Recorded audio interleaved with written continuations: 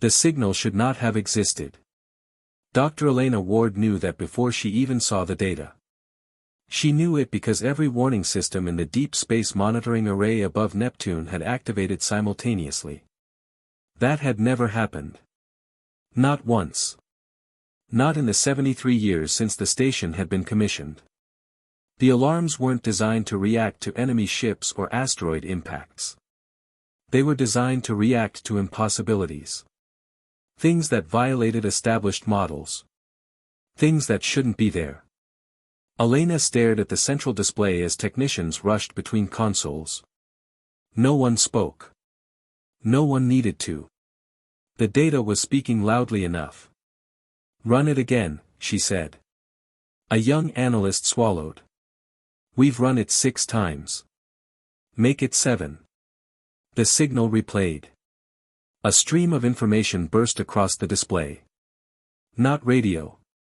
Not gravitational. Not quantum. Something else. Something the station's systems couldn't classify. That alone was alarming. What came next was worse. The signal was old. Very old. The calculations appeared on the screen one by one. Travel time. Distance. Origin estimate. Every number made the room quieter. The source was approximately 60,000 light-years away. The signal itself had been traveling for nearly 1 million years. Elena blinked. Then checked the calculations herself. Then checked them again. The numbers refused to change. 1 million years. Human civilization had not existed when this message began its journey. Earth itself had been a different world. Entire species had risen and vanished while the signal crossed the galaxy. Yet somehow it had arrived now. At this exact moment. As if it had been waiting. Translation status. Another technician looked up. Working. Elena nodded. Normally that process would take weeks. Possibly months. Unknown languages required pattern analysis, contextual mapping, and enormous computational resources. The station's translation AI should have struggled. Instead it solved the first layer in less than 3 minutes. That frightened Elena more than the signal itself. Because languages translated quickly only when they contained powerful emotional patterns. Fear. Pain. Urgency. The universal constants of intelligent life. The AI chimed. Everyone looked up. Translation confidence. 87%. The first words appeared. The room became completely silent. Not alone. A pause. Then another line. Not safe. Another pause. Then a third. They found US. Nobody moved. Nobody breathed. The words remained on the display. Simple. Terrifying. Elena felt something cold settle into her stomach. Continue. The AI obeyed. More text appeared. Fragments. Pieces.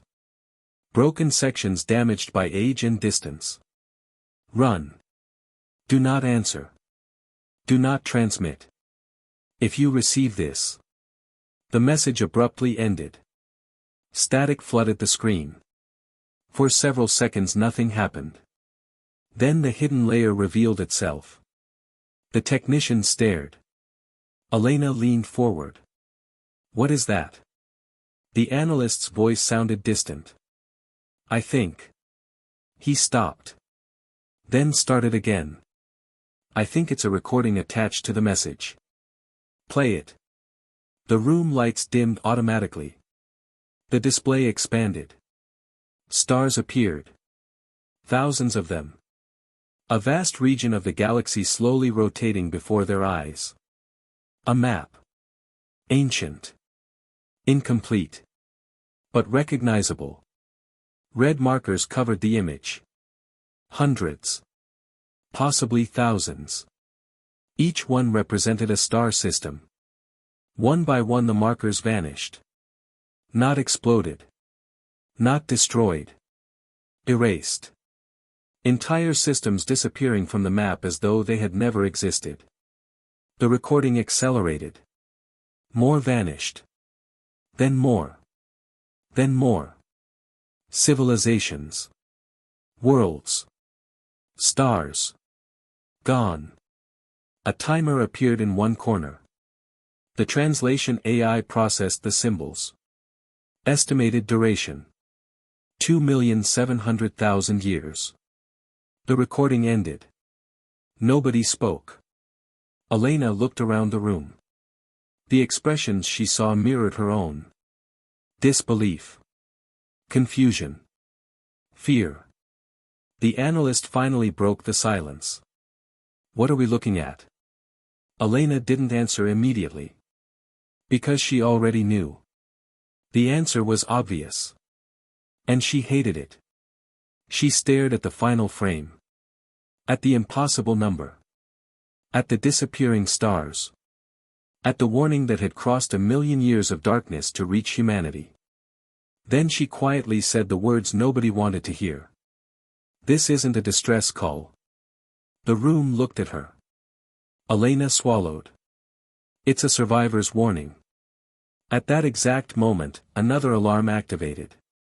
Every screen in the station flashed red. The technicians jumped. The sensor officer turned white. Doctor. What? The officer pointed toward the display. His voice barely worked. The signal. Elena looked. Her blood froze. The 1,000,000-year-old transmission had ended. But something else had begun. Something new. Something current. Something moving. A second signal was coming from the exact same direction. And it was getting closer. The second signal arrived 17 minutes later. Unlike the first transmission, it was not ancient. It was current. Active. Alive. Every sensor aboard the Neptune array confirmed the same impossible conclusion. Something was transmitting from the far side of the galaxy. Right now. Dr. Elena Ward stood motionless as data flowed across the displays. The source remained the same. The same region. The same impossible coordinates. The same place the 1,000,000-year-old warning had originated. Only now there was no 1,000,000-year journey. No ancient delay. No passage through the dark. The signal was arriving in real time. That should have been impossible. Humanity possessed faster-than-light travel. It possessed quantum communication relays. It possessed technologies that previous centuries would have called magic. Yet even humanity's most advanced systems could not transmit across 60,000 light-years instantaneously. Whatever had sent this message was operating on principles humanity did not understand. The transmission repeated. Again. And again. As though whoever was sending it desperately needed someone to answer. Elena watched the translation AI work. This time it struggled. Not because the language was more complex. Because it was layered. Multiple languages. Multiple speakers. Dozens of civilizations speaking through the same channel. The AI finally produced a result. Confidence. 61%. The message appeared. We are still here. The room exhaled. A strange reaction. Nobody understood why. The words should not have been comforting. Yet somehow they were. Because whoever had sent the warning 1,000,000 years ago had not entirely vanished. Someone had survived. The message continued. We are the Ascendancy Coalition. We are the last. Silence. Then another line. They are coming. Elena closed her eyes. The warning again. Always the warning. The same fear. The same urgency. The same desperate need to be believed. The transmission expanded. New data flooded into the system. Maps. Records. Archives. Millions upon millions of files. The station's computers nearly crashed processing them. One technician stared at the incoming numbers. His face lost all color. "Doctor." Elena looked up. "What?" "The archive size." "How large?" The technician swallowed. "Approximately 9 exabytes." Nobody said anything. The number was absurd. Human history itself occupied less storage. Whatever was being transmitted represented civilizations. Entire civilizations. Thousands of years of accumulated knowledge. The sender was not merely asking for help. The sender was handing over everything. As though preparing for extinction. The first files opened automatically. Images filled the displays. Alien cities. Alien ships. Alien worlds.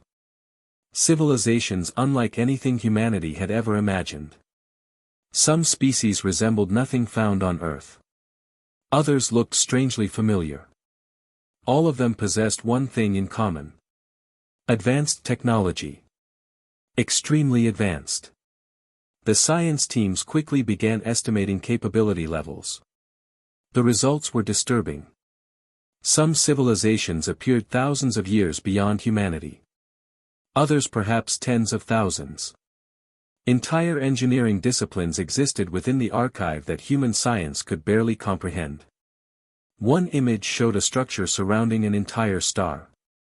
Another displayed a fleet larger than every human navy combined. A third showed a planet transformed into a living computer. The room became quieter with every file. Because the implications were obvious. If civilizations this advanced were asking humanity for help, something had gone horribly wrong. The archive continued. Eventually the military arrived. Then the government. Then the Joint Planetary Defense Council. Within 6 hours the Neptune array became the most heavily guarded facility in human space. Elena found herself standing inside an emergency briefing chamber beneath Earth. Around her sat admirals. Scientists. Presidents. Prime ministers. The most powerful people humanity possessed. Nobody looked comfortable.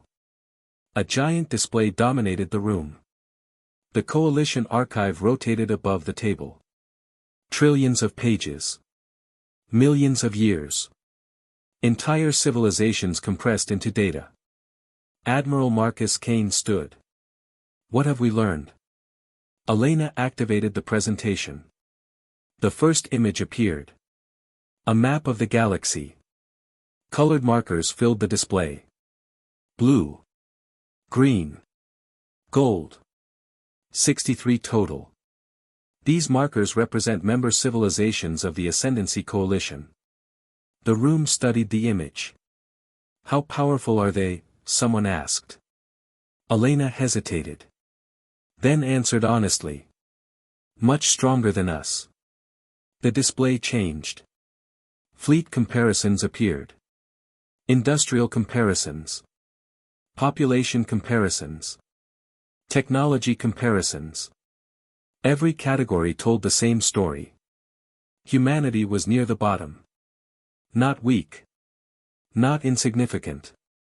But clearly outclassed. The room watched in silence. One president finally spoke. If they're stronger than us. Nobody finished the question. They didn't need to. Elena understood. She advanced the presentation. The galaxy map returned. Then something changed. A red marker appeared. Then another. Then another. Entire regions turned crimson. The room leaned forward. What do the red markers represent? Elena's voice became quieter. Destroyed civilizations. The room froze. More red markers appeared. Dozens. Then hundreds. Then thousands. The map expanded. Showing scale. Showing time. Showing history. Showing loss. The final count appeared. Confirmed extinct civilizations. 3,842. Nobody spoke. The number felt unreal. Civilizations. Not colonies.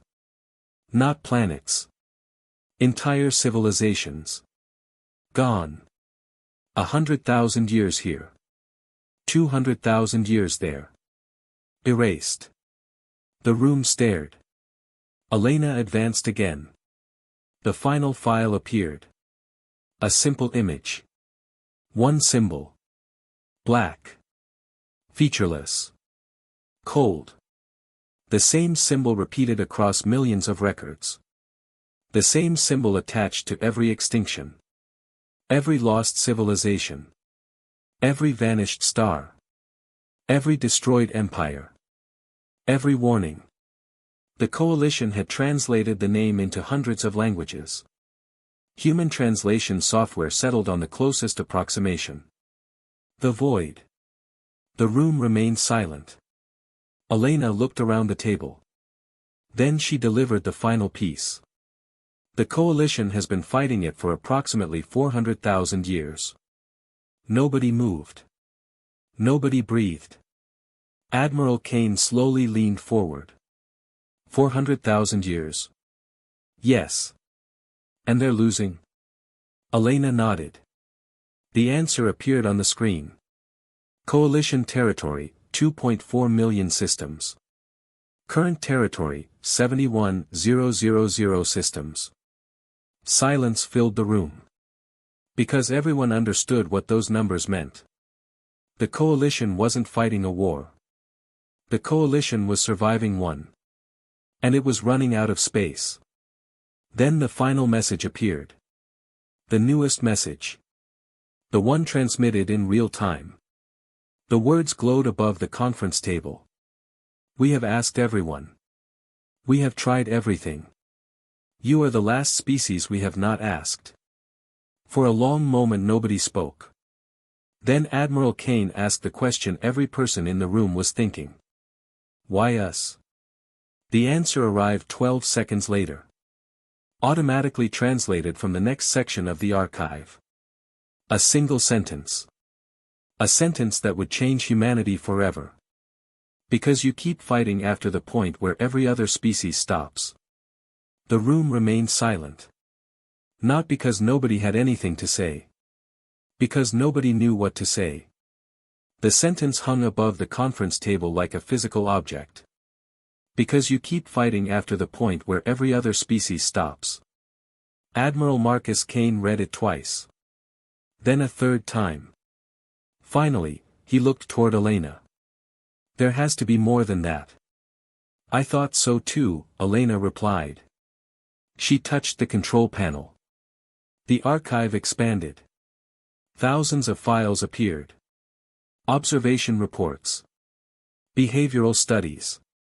Historical analyses. 3 centuries worth of surveillance. The room collectively froze. They've been watching us.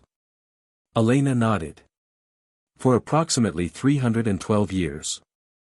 That statement generated immediate reactions. Questions. Arguments. Disbelief. But Elena silenced them with a raised hand. According to the archive, they discovered Earth before humanity achieved faster-than-light travel. The display changed. Ancient images appeared. Early Earth satellites. Primitive orbital stations. The first colonies on Mars.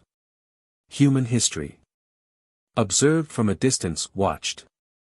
Recorded. Studied.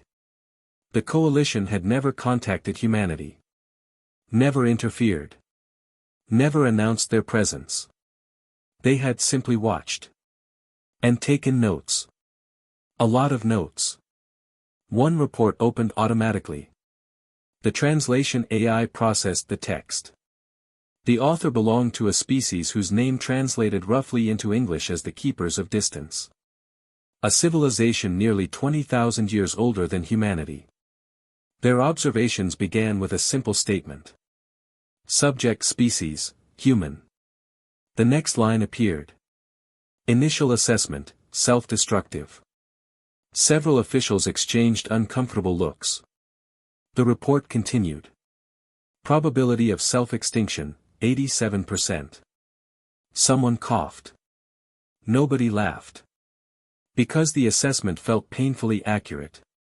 The report advanced. New dates appeared. The First Resource Wars.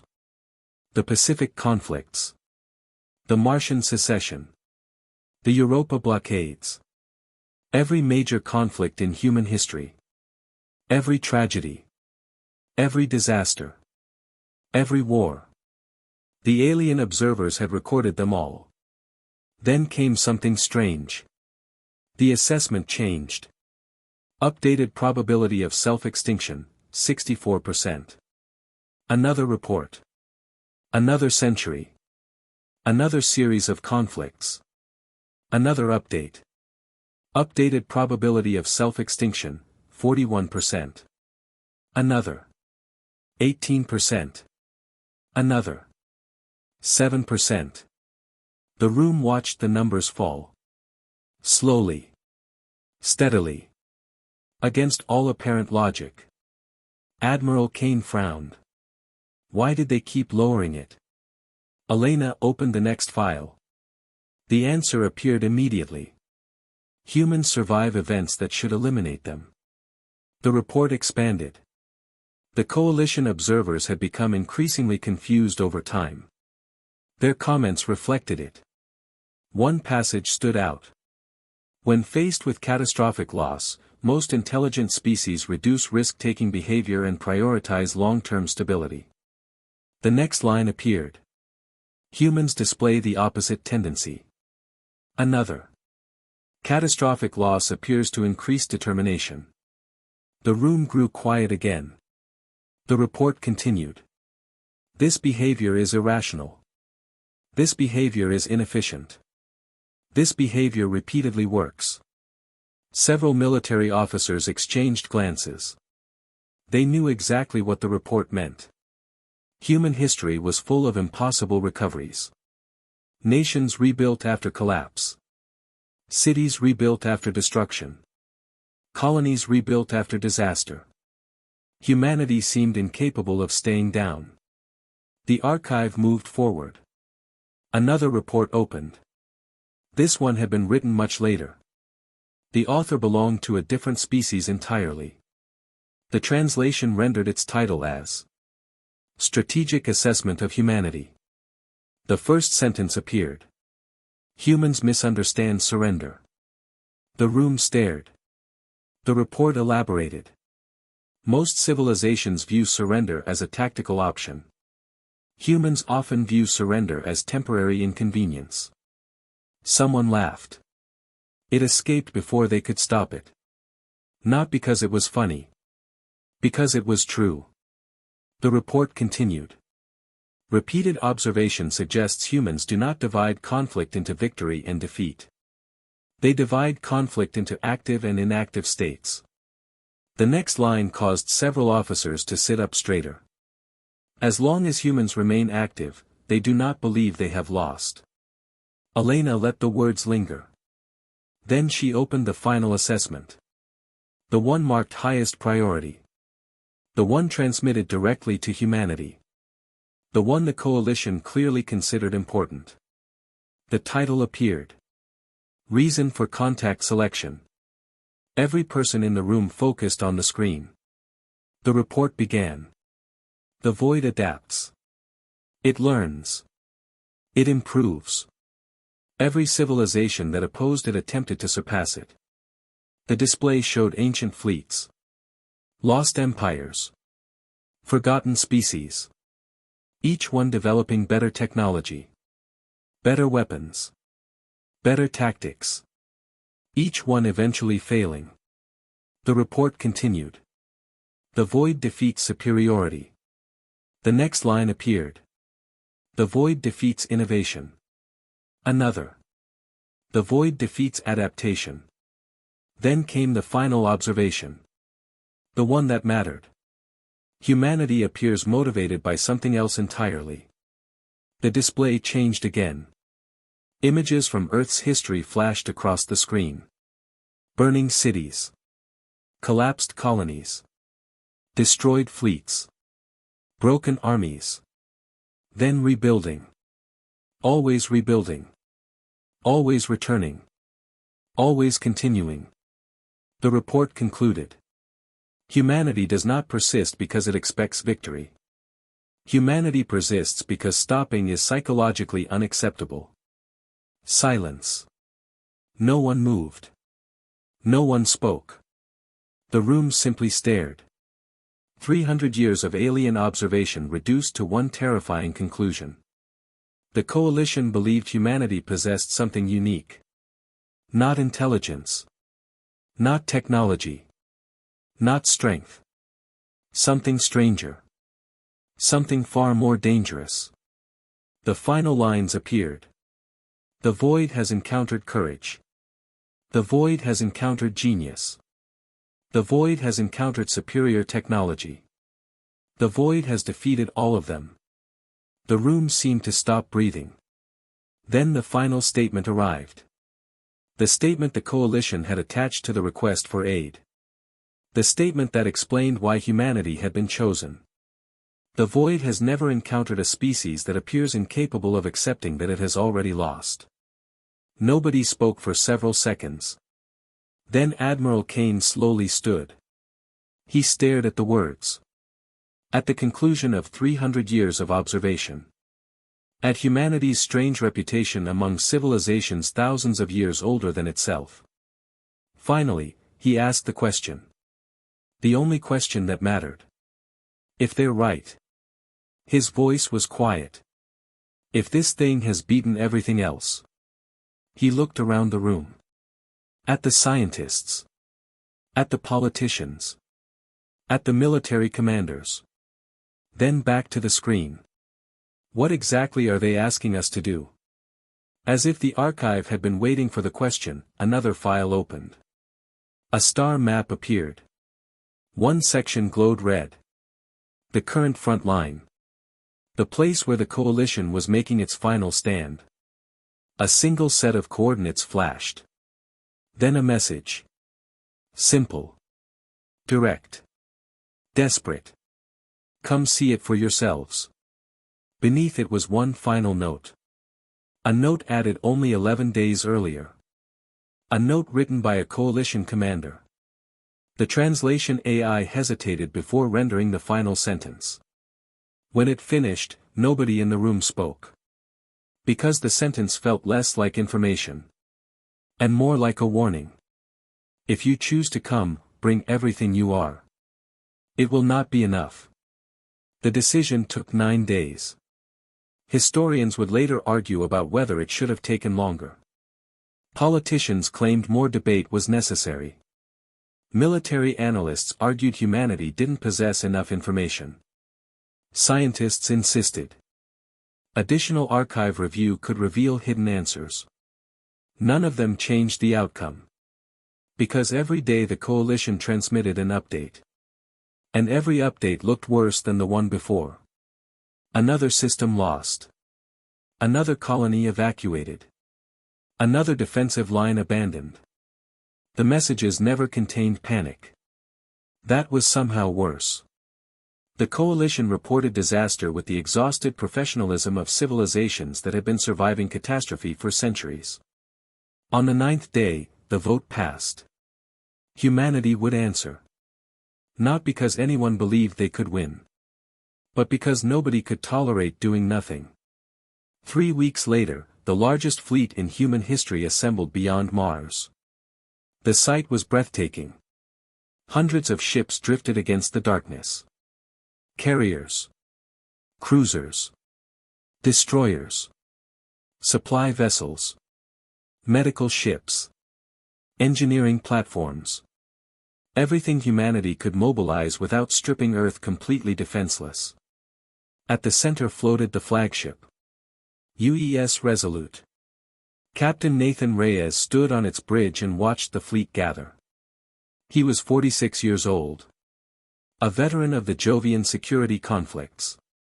A commander known for surviving situations that should have killed him. He had spent most of his career believing humanity's future would involve exploration, trade, discovery, the normal ambitions of a growing civilization. Now he was preparing to cross the galaxy towards something that had been ending civilizations for millions of years. Life rarely respected expectations. Final readiness report. His first officer looked up. Fleet readiness at 98%. Reyes nodded. Good enough. The bridge crew laughed softly. Not because the situation was funny. Because humor was easier than fear. Outside the viewport, hundreds of drives ignited simultaneously. The fleet began to move. Toward the front. Toward the unknown. Toward the thing waiting beyond the edge of every warning. The journey took 27 days. The coalition had transmitted navigation corridors humanity never knew existed. Ancient routes cutting through regions of space no human vessel had ever explored. At first, everything seemed normal. Stars. Nebulae. The familiar beauty of the galaxy. Then the signs began appearing. The first dead system arrived on day 6. Sensors detected the planets before visual confirmation. 4 worlds orbiting a yellow star. All lifeless. All silent. The star itself remained active. But something felt wrong. The science teams investigated remotely. Their conclusion unsettled everyone. The planets showed evidence of civilization. Massive civilization. Cities stretching thousands of kilometers. Orbital infrastructure. Industrial networks. Everything abandoned. Nothing destroyed. Simply empty.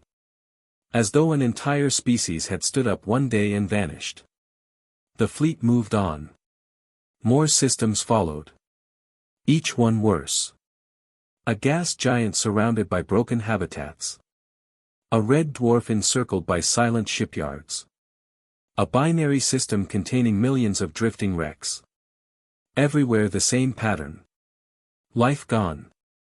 Technology abandoned. History interrupted. Captain Reyes spent hours studying the reports. Trying to understand. Failing. The archive had described extinction. Seeing extinction was different. Seeing what remained afterward was worse. By day 12, the fleet stopped talking during meals. By day 15, even the most optimistic officers had become quiet. By day 19, nobody needed reminding of what they were flying toward. The evidence surrounded them. Entire civilizations reduced to debris fields. The first refugee fleet appeared on day 22.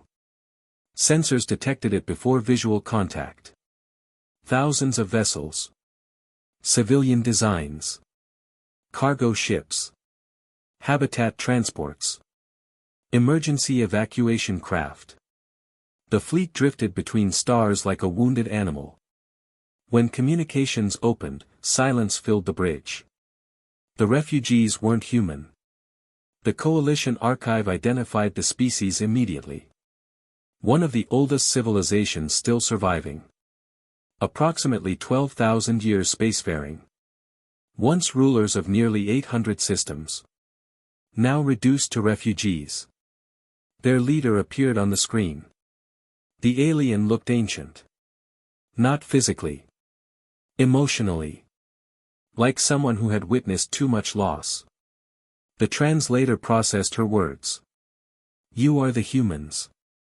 Reyes nodded. We are. The alien studied him. Studied the fleet. Studied the symbols painted on human hulls. For a moment she said nothing. Then.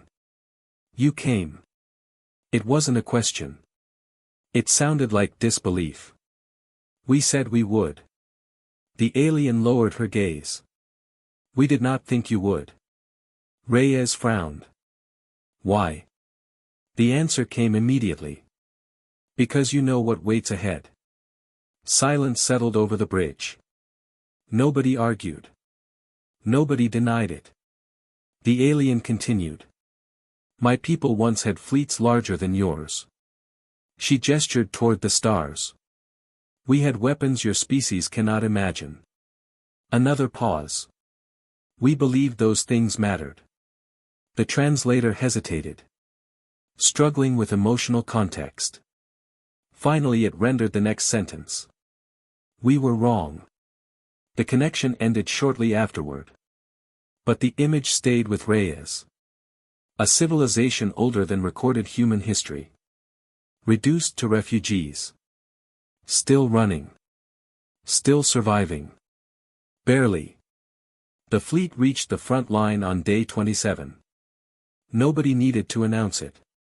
Everyone felt it. Space itself seemed different. Crowded. Wounded. Scarred. Sensors filled with signals. Military traffic. Emergency broadcasts. Distress calls. Evacuation routes. The remnants of a war that had been burning for centuries. Then they saw the fortresses. Thousands of them. Coalition defensive platforms spread across an entire sector. The largest military concentration humanity had ever witnessed. Moon-sized stations. Planetary defense grids. Fleet formations stretching beyond sensor range. Enough firepower to destroy civilizations. And every single installation showed battle damage. Every one. The closer the fleet moved, the clearer the truth became. The coalition wasn't preparing for war. The coalition was surviving one. There was a difference. A massive structure emerged from the darkness ahead. Larger than anything humanity had ever built. The translator identified it immediately. Coalition Command Nexus. The heart of the front line. The center of the war. The place where hundreds of species coordinated their resistance. A transmission arrived moments later. The sender identified itself as Supreme Commander Talon Vey. The commander of coalition forces. The being responsible for holding the line for nearly 2 centuries. The image appeared on every bridge screen. The alien looked exhausted. Not physically. Historically.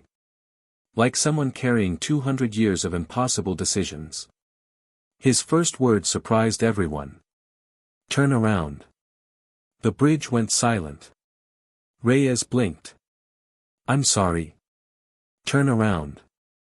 The commander repeated it calmly. You have seen enough. Nobody spoke. The alien leaned forward. His eyes carried a weariness deeper than fatigue. You answered our call. He paused. We are grateful. Another pause. Longer this time. Then.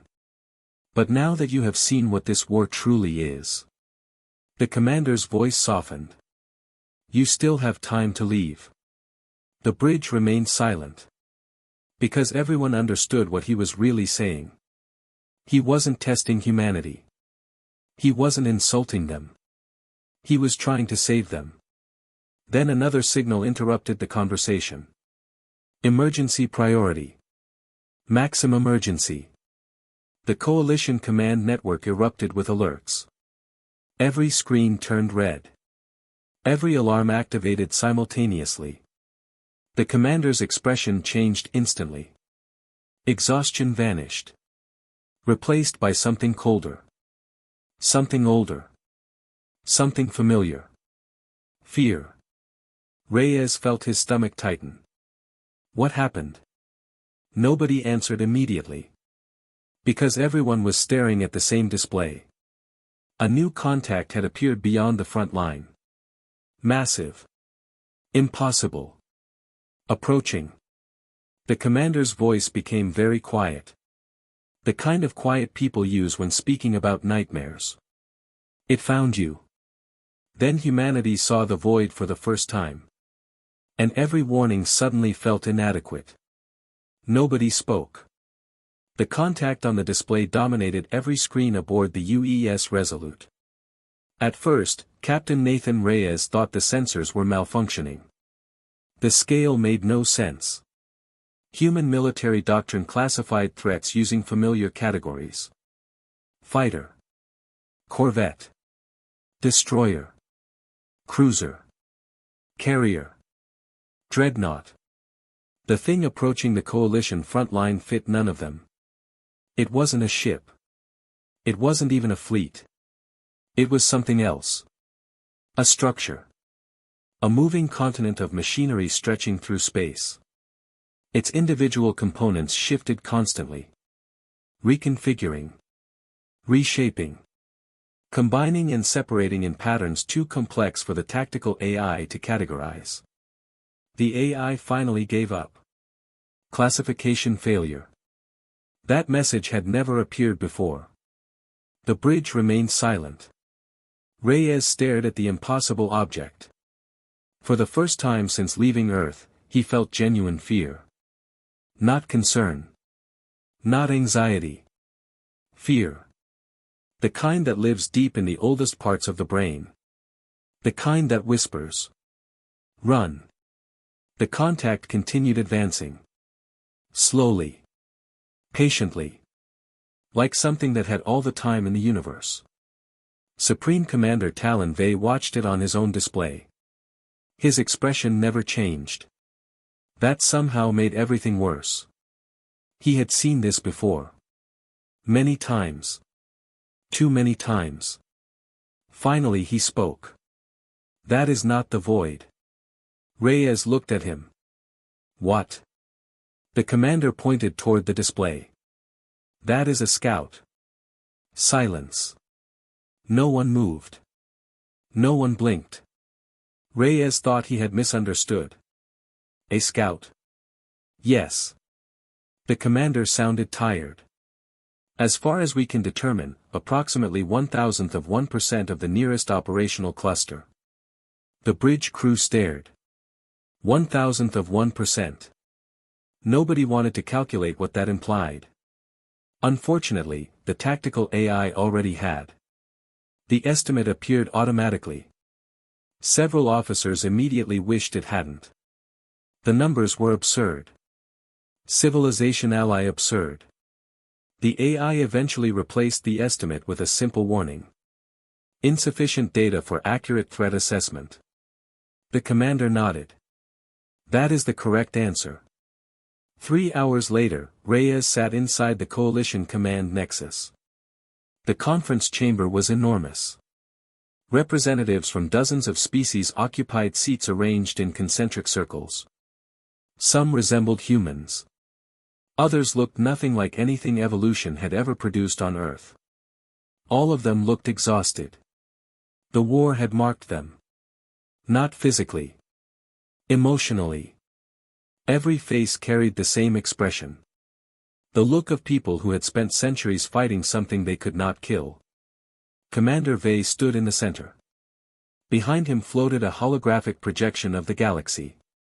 Red markers covered huge portions of it. Every red marker represented loss. The commander began. You asked why we chose humanity. His eyes moved across the room. We owe you an honest answer. The display changed. Ancient records appeared. Millions of years old. Fragments of civilizations so ancient their names no longer translated properly. The commander pointed toward the first image. A symbol appeared. A circle crossed by a single line. Simple. Ancient. Mysterious. We call them the first architects. The translator added a note. Original designation lost approximately 1.8 million years ago. The commander continued. They built the void. The room became completely silent. Reyes leaned forward. Every human officer did the same. The commander expanded the image. Entire star systems appeared. The first architects had been unimaginably advanced. Their civilization controlled thousands of stars. They possessed technologies humanity could barely understand. For a while, the record seemed almost hopeful. Then the war began. Another civilization appeared. Equally advanced. Equally powerful. Neither side could win. The conflict lasted centuries. Then centuries became millennia. The casualties mounted. Resources vanished. Worlds burned. Neither civilization could secure victory. Eventually, desperation replaced reason. The commander paused. When he spoke again, his voice sounded heavier. We believe the architects became afraid. The display zoomed inward. Construction facilities appeared. Vast. Planet-sized. Operating around a dying star. The commander pointed toward them. They decided to create something that could not lose. The room watched in silence. The ancient records showed massive machines being assembled. Weapons unlike anything ever built before. The project continued for decades. Then centuries. Then finally. Activation. The first void cluster came online. The room grew colder. Not physically. Emotionally. Because everyone already knew what happened next. The commander confirmed it. The void won the war. The display changed. One civilization vanished. Then the other. Then the architects themselves. Gone. Erased. Destroyed by the very weapon they had created. The commander looked around the chamber. That was approximately 2 million years ago. Nobody spoke. The scale was difficult to process. 2 million years. Human civilization wasn't even a memory compared to that. It was a blink. A moment. Nothing. And yet the void remained. What exactly is it? Reyes finally asked. The commander nodded. The question mattered. The display changed again. This time showing internal analysis. Centuries of research. Millions of observations. The most complete understanding the coalition possessed. Which wasn't much. We do not believe the void is intelligent. Several humans looked surprised. The commander noticed. It learns. It adapts. It plans. It predicts. But intelligence implies purpose beyond function. He pointed toward the data. The void has only one purpose. The translation appeared. Remove threats. The commander continued. It enters a system. It observes. It studies. It calculates. If a civilization possesses the potential to threaten it. The display darkened. It removes that civilization. A silence followed. The kind that comes when everyone realizes something terrible. One of the human scientists finally asked. How does it determine a threat? The commander looked at him. Then answered. We don't know. The scientist frowned. You've been fighting it for centuries. We know what it does. The commander replied. Not why. The room went quiet again. Because that answer was horrifying. 200 years of war. And they still didn't understand the enemy. The briefing continued for 6 hours. Human officers reviewed battle reports. Strategic analyses. Historical records. Every file told the same story. A civilization developed a breakthrough. The breakthrough worked. The void adapted. The civilization died. Again. And again. And again. Millions of years of repetition. Millions of years of failure. Captain Reyes sat through all of it. Reading. Watching. Listening. Learning. By the 4th hour, a pattern became obvious. By the 5th hour, it became disturbing. By the 6th hour, it became terrifying. Every civilization had tried something new. Every civilization had tried something smarter.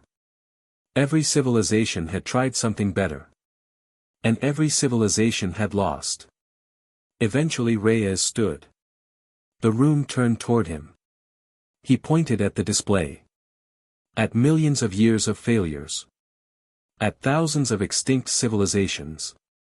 At centuries of adaptation. Then he asked a question nobody else had asked. What happens after it adapts? The chamber grew quiet. Commander Vey frowned. What do you mean? Reyes gestured toward the records. Every report says the same thing. He highlighted several examples. New weapon. New strategy. New technology. It works. The void adapts. The reports filled the screen. Hundreds. Thousands. Identical patterns. Reyes looked at the commander. Then what? The commander blinked. Then they developed another strategy. Reyes nodded slowly. Exactly. The commander stared at him. For the first time, uncertainty appeared in his expression. The human captain looked back at the display. At millions of years of civilizations trying to outsmart an enemy designed to learn. Something about the pattern bothered him. Deeply. He couldn't explain why yet. Only that every failure seemed strangely similar. As if every civilization had been fighting the same battle. The same way. For 2 million years. The commander noticed his expression. What are you thinking? Reyes remained silent for several seconds. Then. I think everyone might be asking the wrong question. The room froze. Not because anyone believed him. Because after 2 million years of failure. The possibility sounded insane. Outside the command nexus, beyond the defensive lines, beyond the fleets, beyond the fortresses. The Void Scout continued watching. Waiting. Learning. And for the first time in 2 million years.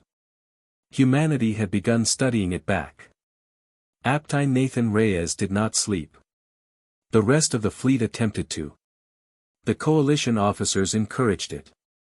The medical teams insisted on it. The human commanders understood the logic. A tired mind made mistakes. A tired commander got people killed. Reyes agreed with all of that. Then ignored it completely. For 14 straight hours he sat alone inside the tactical archives. Reading. Studying.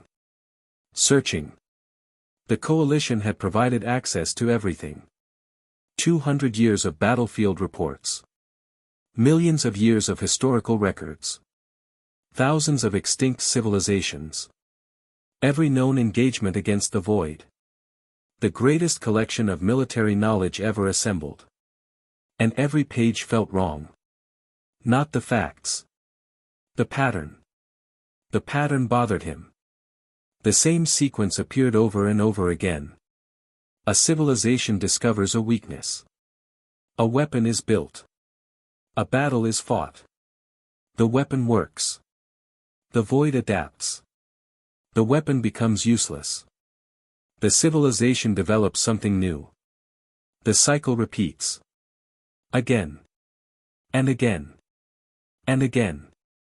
Thousands of times. Millions of years. The largest military history in existence reduced to the same story. Innovation. Adaptation. Defeat. Innovation. Adaptation. Defeat. Reyes leaned back in his chair. Something wasn't right. His eyes drifted toward the observation window. Beyond it stretched the front line. Thousands of coalition ships. Fortresses. Defense platforms. An entire galaxy's last stand. All of it built around the same assumption. The void could eventually be outsmarted. The problem was obvious. 2 million years suggested otherwise. The void always learned. Always adapted. Always improved. Which meant every new idea eventually became part of the void's education. Humanity wasn't the first civilization to innovate. Humanity wasn't even close. The coalition possessed technologies thousands of years beyond anything Earth had created. And they were losing. A quiet voice interrupted his thoughts. You see it too. Reyes turned. Commander Vey stood in the doorway. The coalition leader looked almost amused. Almost. You haven't slept. Reyes shrugged. Neither have you. The alien entered. For a moment neither spoke. Then Vey looked toward the archive display. You think we're missing something? It wasn't a question. Reyes nodded. I think everyone is. The commander sat across from him. Explain. Reyes touched the console. Thousands of battle reports filled the air between them. Civilizations. Weapons. Failures. An endless ocean of history. He highlighted several. Look at these. The commander did. I have. No. Reyes said quietly. Look at them. The commander frowned. Then began reading again. Minutes passed. Then more. Eventually something changed in his expression. Not understanding. Recognition. The first hint of it. They all tried to win. Reyes nodded. Exactly. Silence. The commander stared at the reports. Every civilization. Every strategy. Every weapon. Every innovation. All built around victory. The assumption that the void could be defeated directly. The assumption that success meant destroying the enemy. The assumption that the war ended when the void died. The commander slowly looked up. You don't think that's possible? Reyes laughed. Not because it was funny. Because the answer felt obvious. No. The word hung in the air. The commander waited. Reyes continued. I don't think we're fighting a war. Now the commander looked confused. What are we fighting? Reyes stood. Walked toward the observation window. Stared into the darkness. Then answered. A natural disaster. The commander blinked. Reyes continued. You don't beat an earthquake. You survive it. You don't defeat a hurricane. You endure it. He turned back toward the commander. Everything in your history is built around defeating the void. A pause. What if that's impossible? The commander remained silent. Because after 2 million years. That possibility was difficult to argue with. 3 hours later, Reyes stood before every senior coalition officer. Every human commander. Every strategic analyst. Every scientist. The conference chamber was packed. The atmosphere tense. The Void Scout remained outside the front line. Watching. Waiting. Studying. Time was running out. Reyes activated the display. One image appeared. A simple line graph. The audience looked confused. The graph represented adaptation cycles. How quickly the void learned. How efficiently it responded. The line rose continuously across 2 million years. A perfect upward trend. The void never stopped improving. Never slowed. Never hesitated. Never failed. Until now. Reyes highlighted a section. The most recent coalition engagements. The trend continued upward. Then another section. Human simulations based on available data. The line shifted. Not downward. Sideways. The room leaned forward. What am I looking at? One coalition admiral asked. Reyes pointed. Workload. The room remained silent. He expanded the graph. New data appeared. Every civilization had approached the void the same way. New weapon. New tactic. New innovation. Each adaptation cycle solved a single problem. Then the problem disappeared. The civilization moved on. The void learned. Stored the solution. Advanced. Efficient. Clean. Logical. Reyes changed the display again. Human historical conflicts appeared. Earth wars. Martian wars. Frontier wars. Centuries of human stupidity. The room looked confused. Then Reyes highlighted a single pattern. Human forces often continued fighting with obsolete methods. Outdated equipment. Inferior tactics. Broken logistics. Strategies that no longer worked. The coalition officers stared. One of them finally spoke. That seems inefficient. Several humans laughed. Reyes nodded. It is. The room waited. Reyes smiled slightly. That's the point. Silence. He expanded the model. The simulation began. A civilization introduces a new weapon. The void adapts.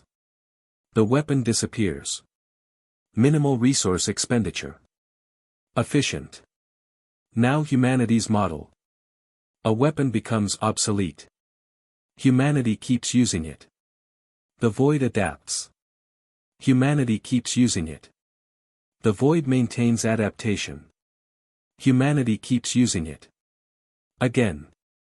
Again. Again. The simulation's resource demands skyrocketed. The room slowly grew quiet. Then quieter. Then completely silent. Because everyone understood what they were seeing. The void wasn't struggling to learn. It was struggling to maintain.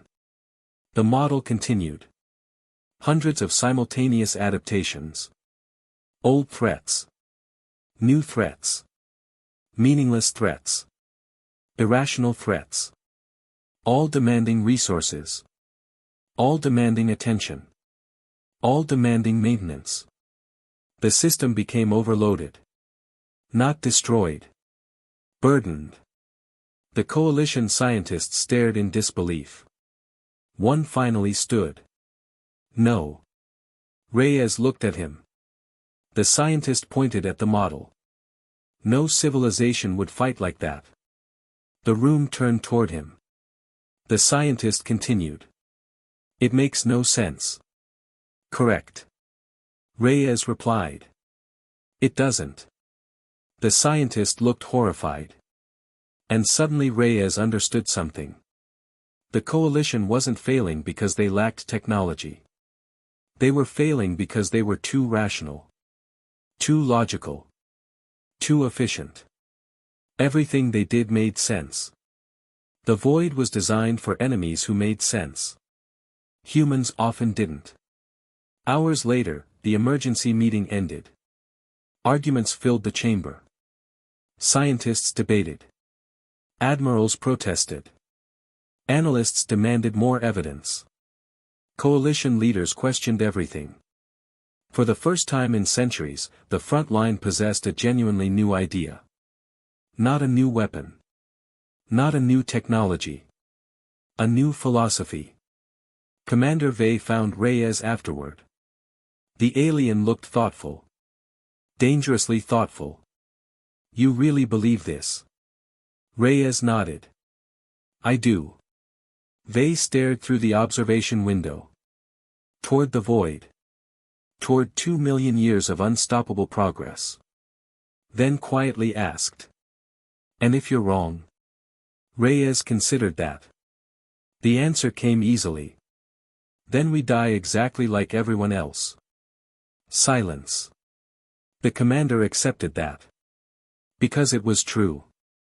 Nothing about the situation was safe. Nothing about the plan guaranteed success. Nothing about humanity's approach was logical. But 2 million years of logic hadn't worked. Eventually they nodded. A slow movement. Heavy with centuries. Then we should stop asking whether it will work. Reyes looked at him. The commander met his gaze. For the first time, something that resembled hope appeared in his eyes. A dangerous thing. A fragile thing. But hope nonetheless. We should ask whether the void is ready to deal with humans. At that exact moment, every alarm inside Coalition Command activated. Red lights flooded the chamber. Emergency signals screamed across every display. The Void Scout had stopped observing. It had finished learning. And it had begun moving toward the front line. The first battle was about to start. The Void moved. That simple fact changed everything. For 3 days it had remained motionless beyond the front line. Watching. Calculating. Learning. Now it was advancing. Coalition sensors tracked the movement instantly. Thousands of alerts erupted across command networks. Emergency channels flooded with reports. Fortresses activated defensive systems. Fleets shifted into combat formations. Every civilization on the front line recognized the same thing. The observation phase was over. The test had begun. Captain Nathan Reyes stood on the bridge of the Resolute as tactical projections filled the air around him. The Void Scout appeared larger than ever. Not because it had grown. Because it was getting closer. The structure seemed almost alive. Sections unfolded. Others folded inward. Entire regions reconfigured continuously. Like a machine redesigning itself every second. The tactical AI struggled to maintain a stable model. Every prediction became obsolete almost immediately. Estimated engagement range. The answer came quickly. 27 minutes. The bridge fell silent. 27 minutes. Then humanity would learn whether its theory mattered. Or whether it would die like everyone else. Commander Vey appeared on the communications display. Behind him Coalition command centers operated at frantic speed. For the first time since Reyes had met him, the alien looked uncertain. "You still intend to proceed?" Reyes nodded. "Yes." Vey stared at him. "Every military doctrine we possess says you should retreat." Several Coalition officers visible behind him nodded. Reyes almost smiled. "That's kind of the problem." The alien looked at him for several seconds. Then slowly nodded. Perhaps for the first time in centuries, someone was doing something the Void had never seen before. The fleet formed up. Human vessels moved into a dense defensive formation. Not optimal. Not efficient. Not recommended. Coalition tactical officers immediately objected. The communications channels filled with warnings. "You are reducing maneuverability. You are increasing vulnerability. You are concentrating targets." Every objection was correct. Reyes ignored them all. The formation remained. Commander Vey finally stopped arguing. Instead he asked a different question. "Why?" Reyes looked toward the display. Toward the approaching void. Then answered. "Because this isn't about winning." The alien remained silent. Reyes continued. "It's about making it work." The void reached engagement range. No declaration. No warning. No hesitation. It attacked. The first strike crossed the distance between fleets almost instantly. A wave of energy unlike anything humanity had encountered. 3 Coalition defense platforms vanished. Not exploded. Not damaged. Gone. Simply erased from existence. Bridge crews throughout the sector went silent. The platforms had survived dozens of previous engagements. They had been among the strongest defensive positions on the front line. The void removed them in seconds. Then it turned toward humanity. The first target was a destroyer named Ardent. The ship's captain barely had time to react. The attack struck. Shields collapsed. Armor vaporized. Half the vessel disappeared. Damage reports flooded command networks. The ship was crippled. But alive. Reyes opened a fleet-wide channel. Return fire. Every human ship obeyed instantly. Hundreds of weapons discharged. Missiles. Railguns. Particle lances. Energy batteries. Everything. The void absorbed the barrage. Sensors recorded immediate changes. Armor structures shifted. Surface geometries altered. Defensive patterns emerged. Adaptation had begun. Coalition officers watched from their command centers. They had seen this countless times before. Humanity would fire. The void would learn. The engagement would end.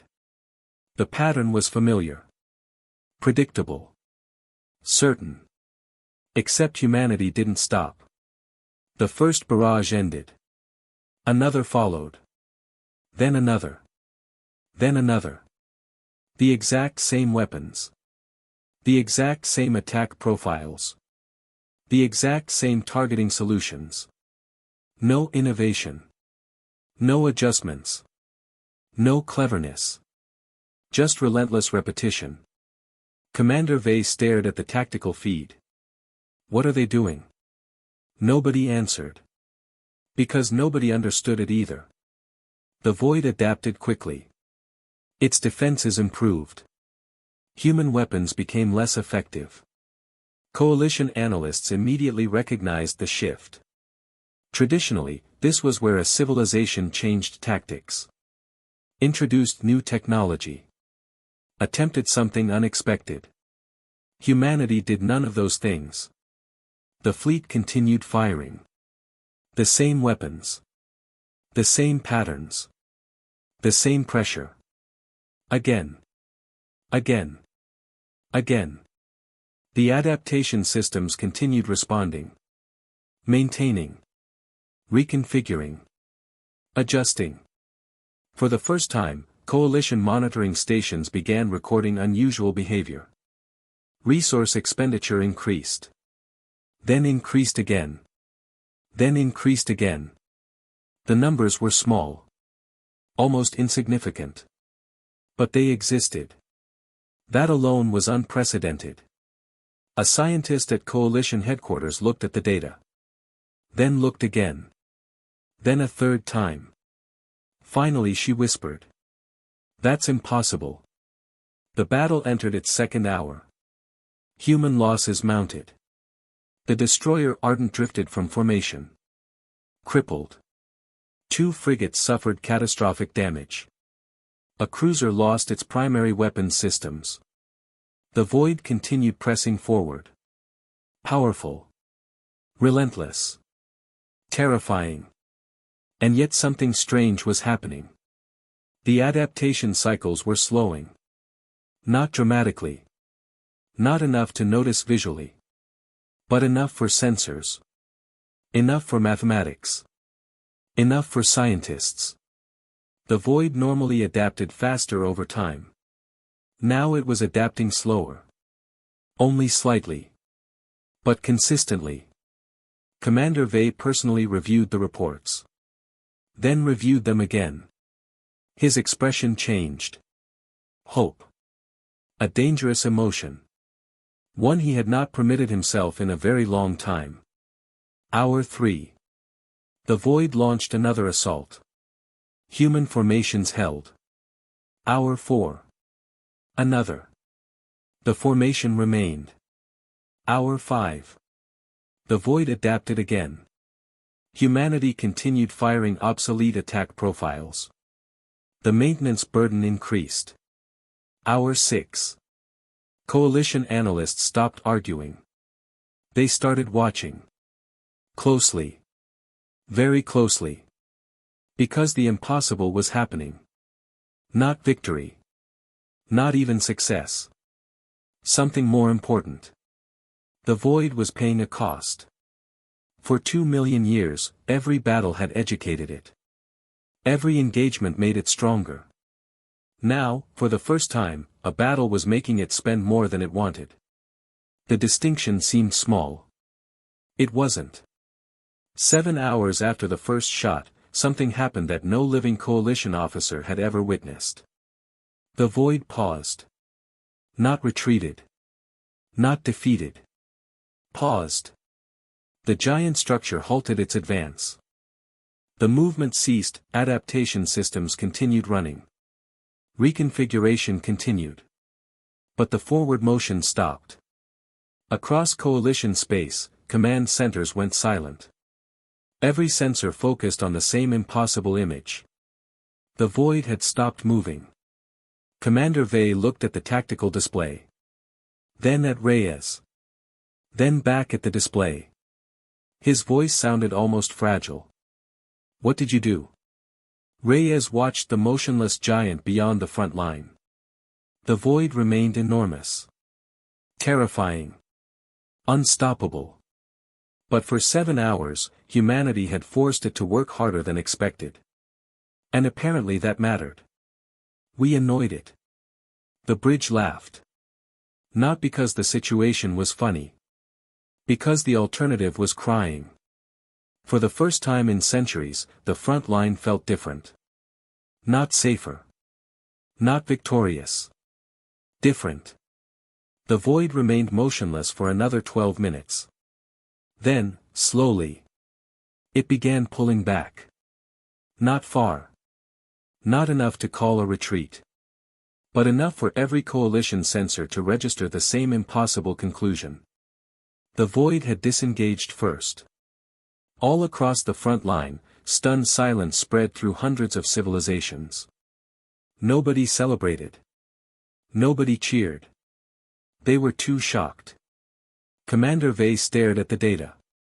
At the adaptation reports. At the resource expenditure models. At the impossible reality unfolding before him. Then he quietly spoke the words that would spread across coalition space within hours. For the first time in 200 years. He paused. For the first time in recorded coalition history. The tactical display updated. The void continued withdrawing. Only slightly. But unmistakably. Vey finished the sentence. The void blinked. For the first 12 minutes after the void disengaged, nobody in the coalition spoke. Not because communications had failed. Because nobody trusted what they were seeing. Across thousands of command centers, military officers stared at tactical displays. Scientists reviewed sensor logs. Analysts checked calculations. Then checked them again. And again. The result never changed. The void had voluntarily increased distance from the battlefield. It had not been pushed back. It had not been destroyed. It had not been defeated. But it had chosen to stop advancing. That distinction mattered. Because for 200 years the void had only moved in one direction. Forward. Always forward. The coalition had built entire military doctrines around that reality. Now the reality had changed. And nobody knew what to do with it. Captain Nathan Reyes sat inside the Resolute's command center while damage reports continued arriving. The first battle was over. At least temporarily. The cost sat heavily on every screen. 3 ships destroyed. 7 severely damaged. Thousands dead. Medical ships worked continuously. Rescue operations filled local space. The fleet had survived. But survival was not free. It never had been. Reyes studied the casualty reports in silence. Every number represented a person. A family. A life. The weight of command was not measured in victories. It was measured in names. A communications officer interrupted his thoughts. "Sir." Reyes looked up. "What is it?" The officer swallowed. "The Coalition Communication Network." "What about it?" The officer seemed uncertain how to explain. "It's overloaded." Reyes frowned. "With what?" The answer surprised him. "Messages. The coalition's communication systems were drowning. Messages poured in from every corner of known space. Military headquarters. Civilian governments. Scientific institutes. Refugee fleets. Entire species attempting to verify the same impossible rumor. The void had stopped. The report spread faster than official confirmations. Faster than analysis. Faster than reason. Because hope travels quickly. Especially after 200 years without it. The communication hub struggled to keep up. Translation systems operated continuously. Billions of words flowed through the network. Most carried the same question.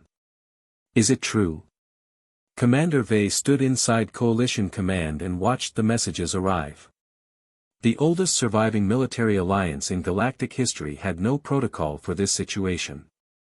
Nobody had ever needed one. Several senior commanders approached him. Their expressions ranged from hopeful to terrified. One finally spoke.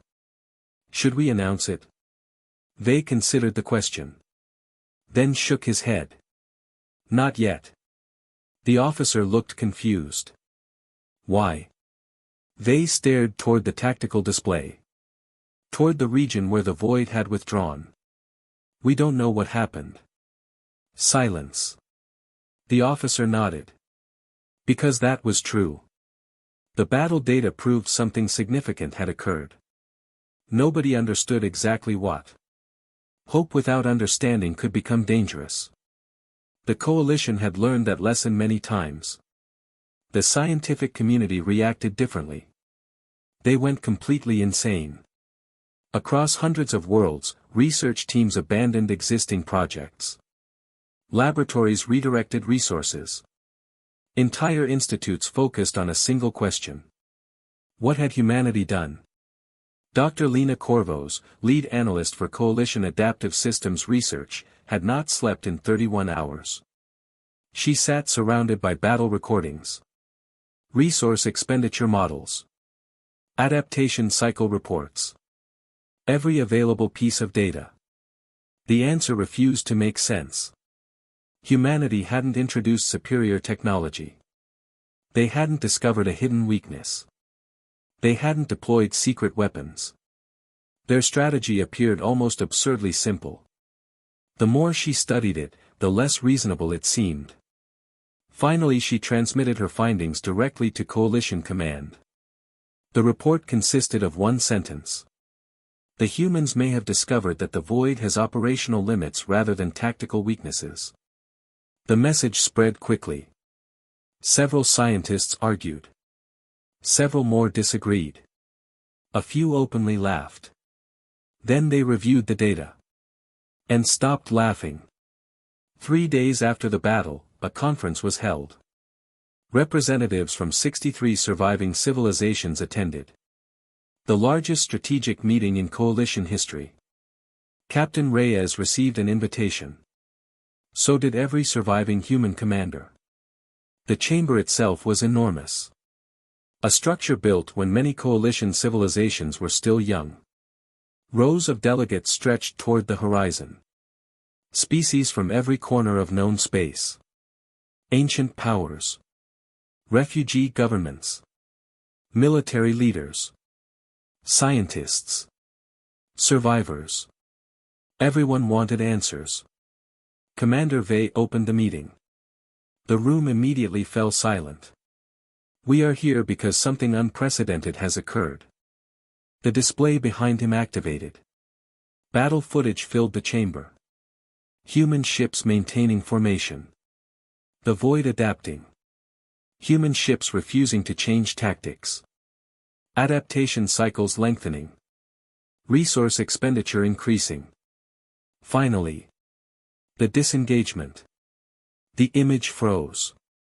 Nobody spoke. Because everyone present understood how impossible that moment was.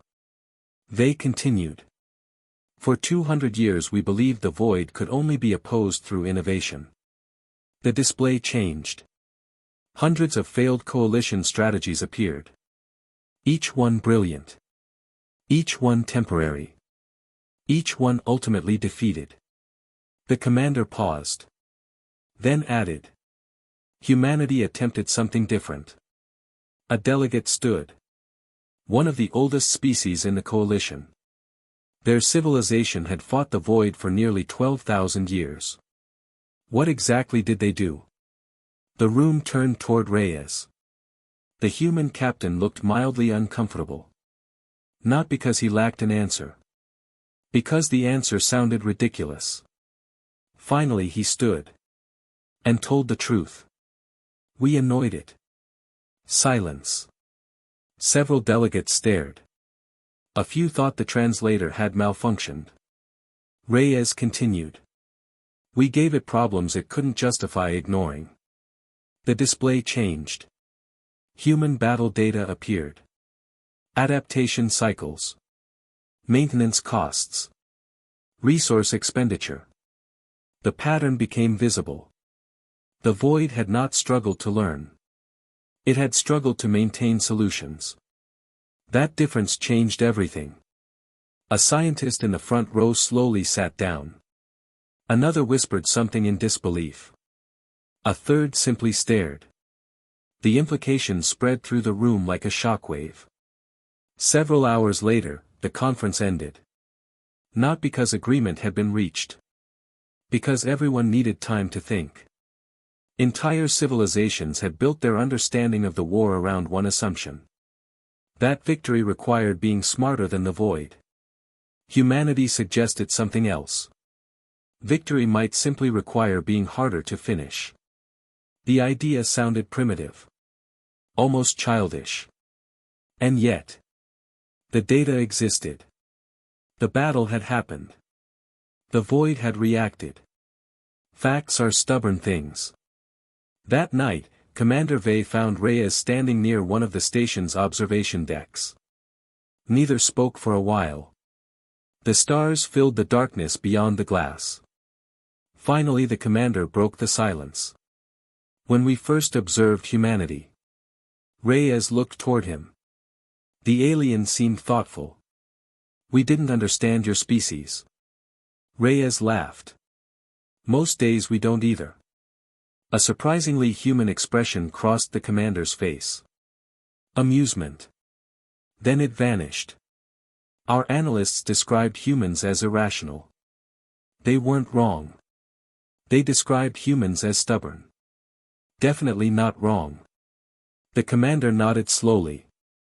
Then looked back toward the stars.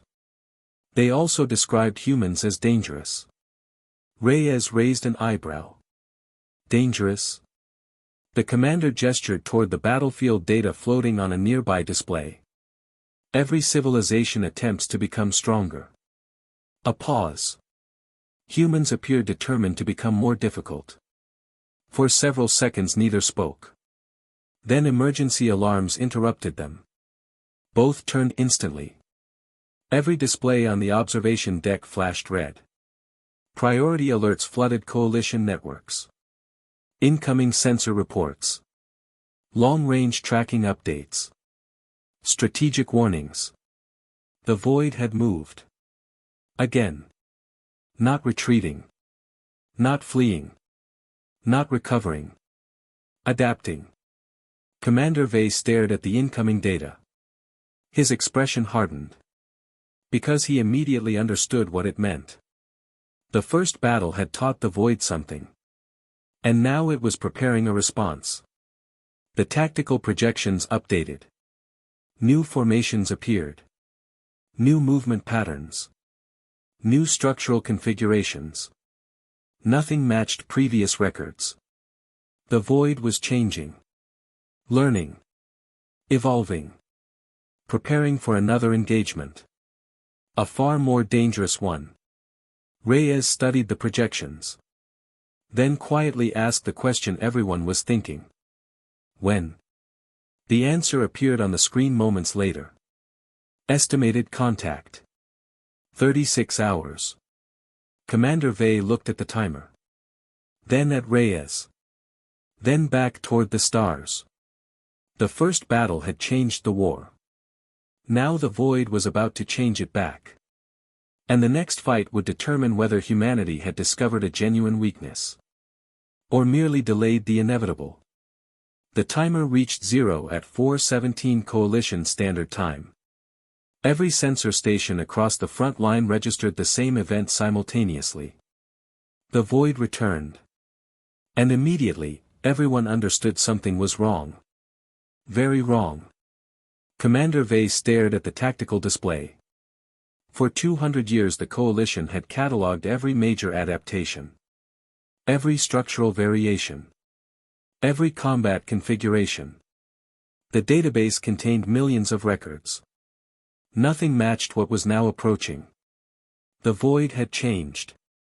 Not cosmetically. Fundamentally. The great machine no longer advanced as a single coordinated mass. It had fragmented. Thousands of independent structures moved through space. Each one capable of acting separately. Each one sharing information instantly. Each one adapting independently. The implications hit the command centers immediately. The previous strategy had relied on forcing the void to maintain expensive adaptations. Now it had distributed the burden. The cost would be spread across countless systems. The void had learned. Again. Captain Nathan Reyes watched the projections update. The enemy was already responding to humanity's success. Exactly as expected. Exactly as feared. A younger officer looked toward him. "Sir." Reyes nodded. "I know." The officer swallowed. "Can we still do this?"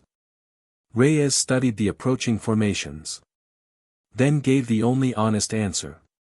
"We're about to find out." Coalition Command activated every available asset. The front line came alive. Thousands of ships maneuvered into position. Defense grids powered up. Orbital weapon platforms aligned firing solutions. Emergency reserves were committed. Refugee convoys redirected. Entire sectors prepared for impact. This wasn't another skirmish. This wasn't another test. This was escalation. The void intended to solve the human problem permanently. Commander Vey addressed the assembled fleets.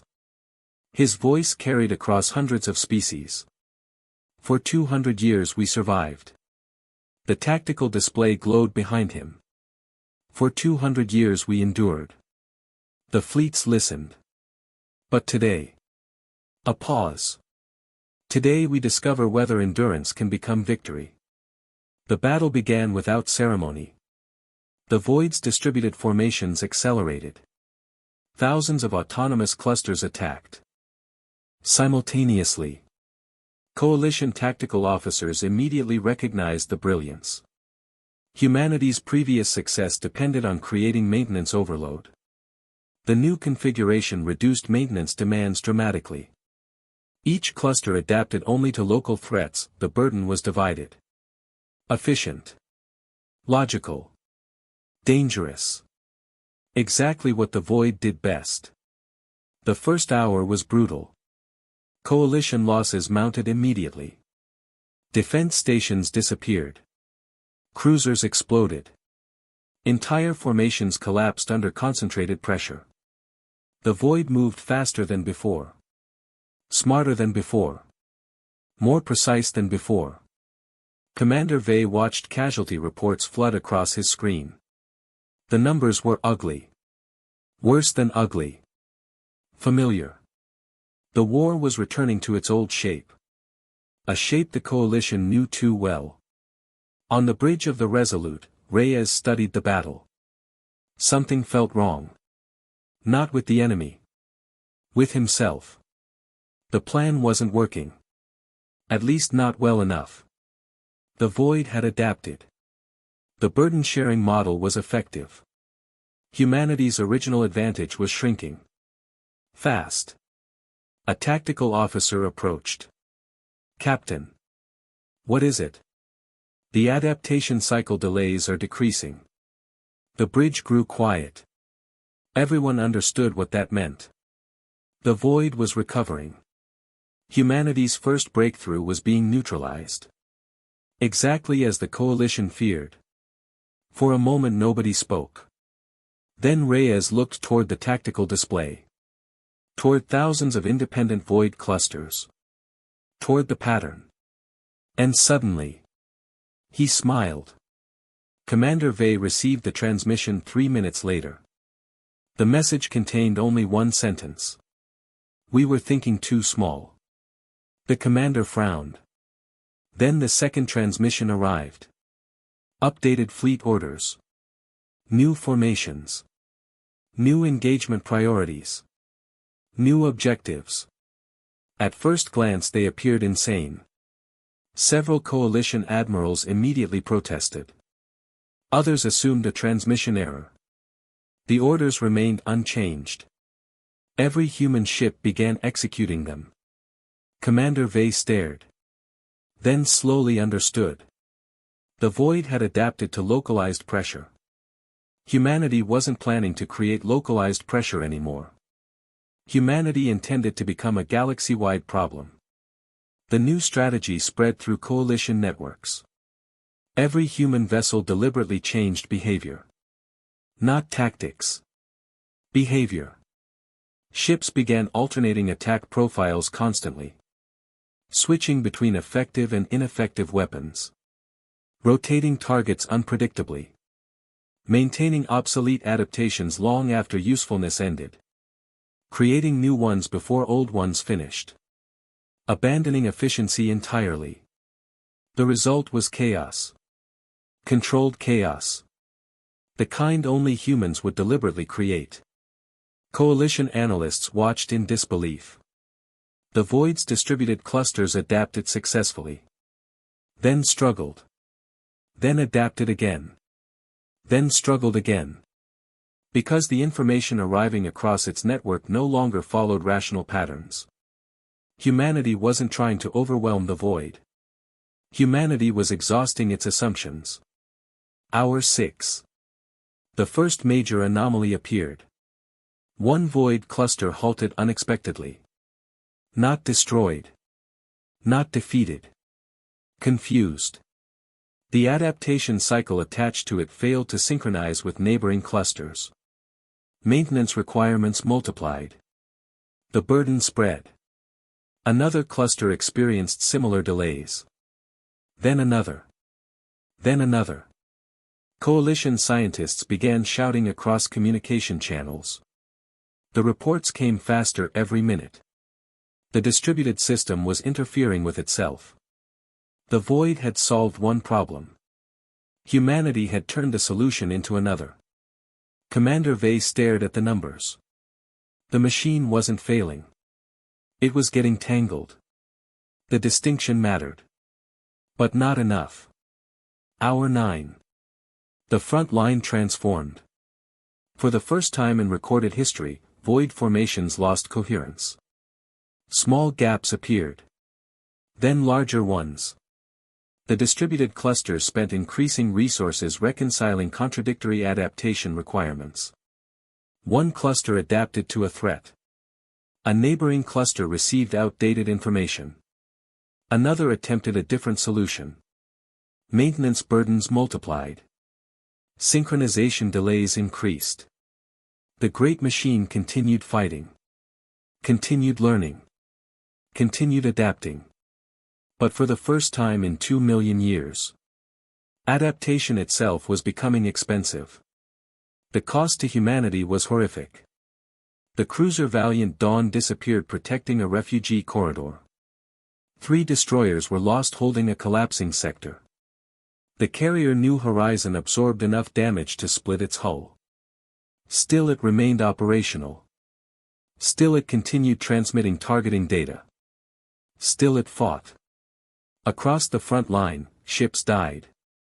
Crews died. Heroes died. And every surviving vessel continued. Not because victory seemed certain. Because stopping wasn't.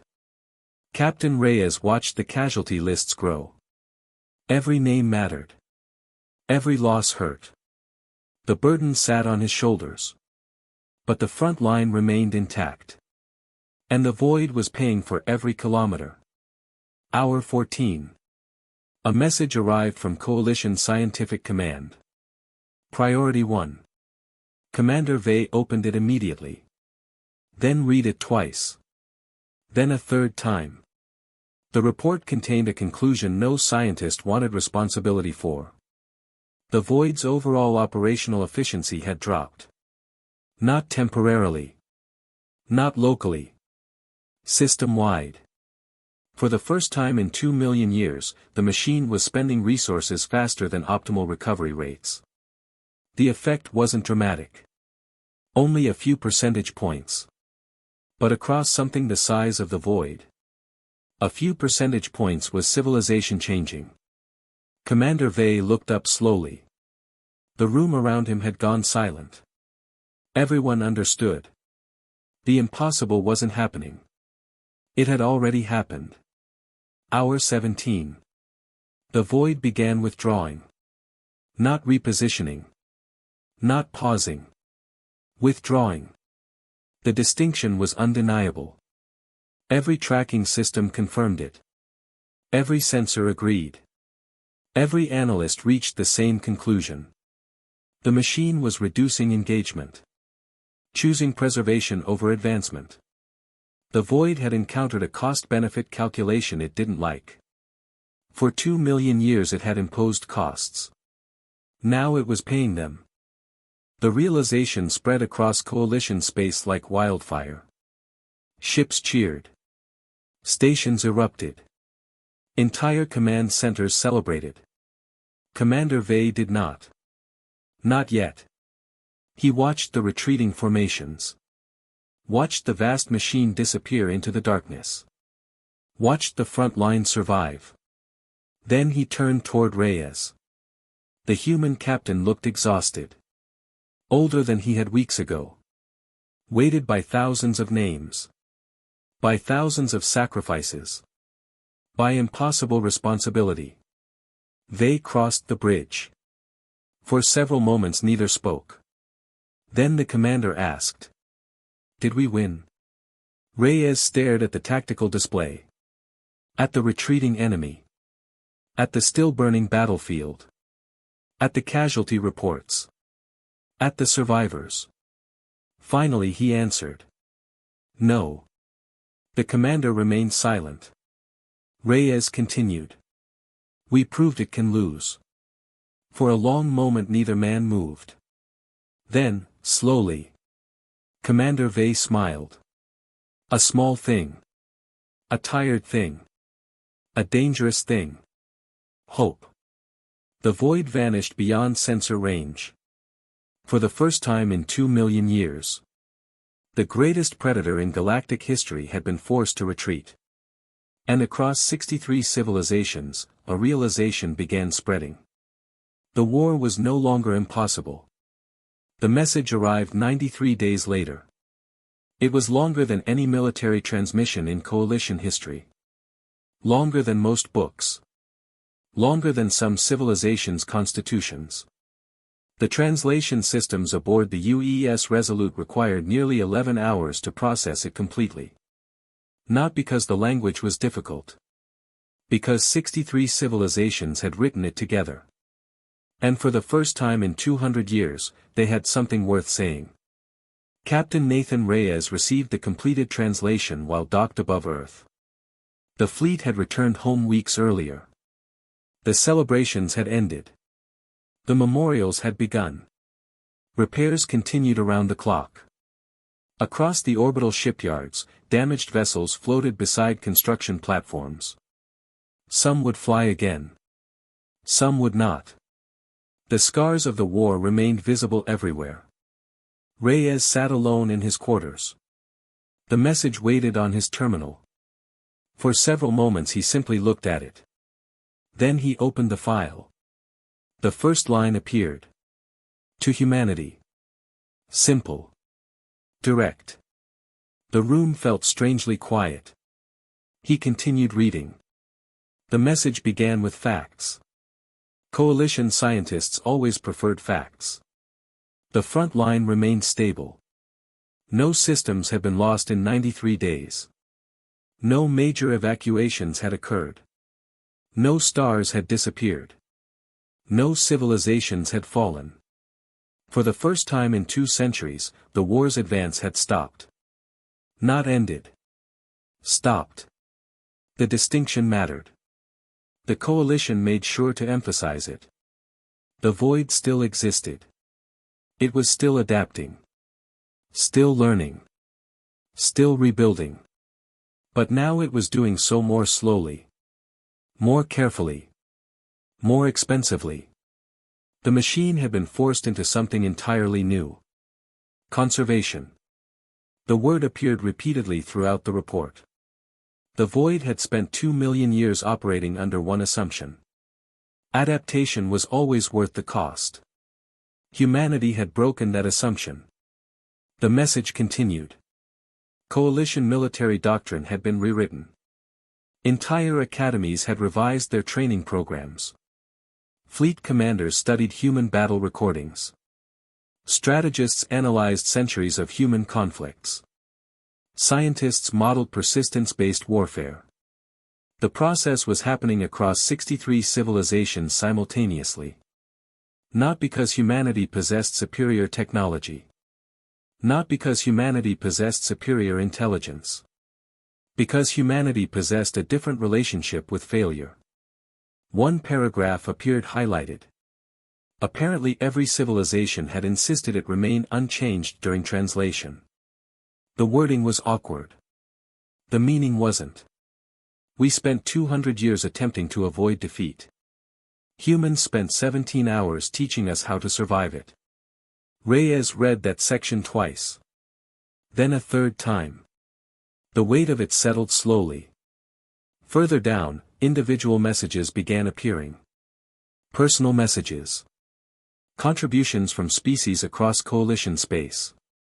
The first came from the refugees humanity had encountered during the journey to the front line. The ancient civilization whose empire had collapsed into wandering fleets. Their statement was short. For 12,000 years we believed strength meant holding territory. You taught us strength can also mean refusing to disappear. Another followed. A military alliance that had fought the void longer than any surviving power. We forgot the purpose of endurance. Thank you for reminding us. Another. Our historians request permission to study human stubbornness. For the first time in weeks, Reyes laughed. A real laugh. Tired. But genuine. The next note carried an attached explanation from the translators. Apparently the original message contained a concept with no direct human equivalent. The closest approximation required an entire paragraph. After several attempts, the translation team settled on. The admiration one feels toward a person who continues carrying a burden after everyone else has agreed it is too heavy. Reyes sat quietly. The coalition had needed pages to describe an idea most humans understood instinctively. Keep going. Even when it hurts. Especially when it hurts. Near the end of the document, the tone changed. The facts disappeared. The statistics vanished. What remained felt less like a report. And more like a confession. The final section had been written by Supreme Commander Talon Vey himself. Reyes recognized the name immediately. The commander who had spent 2 centuries watching civilizations die. The commander who had almost told humanity to go home. The commander who had witnessed the impossible. The message began simply. When we first observed humanity, we did not understand you. The next lines appeared slowly. Our reports described your species as irrational. Emotionally volatile. Dangerously stubborn. Prone to continuing long after logic suggested stopping. Reyes smiled. Fair assessment. The message continued. We believed these were weaknesses. A pause. Then. We now understand they are adaptations. The words hung on the screen. Heavy. Important. The commander elaborated. Every advanced civilization eventually optimized itself. They became more efficient. More rational. More predictable. The coalition had done the same. Humanity had not. Or perhaps humanity had optimized for something different. The ability to continue. The ability to absorb failure. The ability to survive disappointment. The ability to keep moving after hope had become unreasonable. The commander wrote. You call this stubbornness. We now believe it is a survival mechanism. The final paragraphs were the ones historians would quote for centuries. The ones children would memorize. The ones that would eventually appear in textbooks across hundreds of worlds. Commander Vey wrote. For 200 years we believed persistence meant fighting for a long time. We were wrong. The next sentence appeared. Persistence is not measured by duration. Another. Persistence is the decision to continue after duration stops mattering.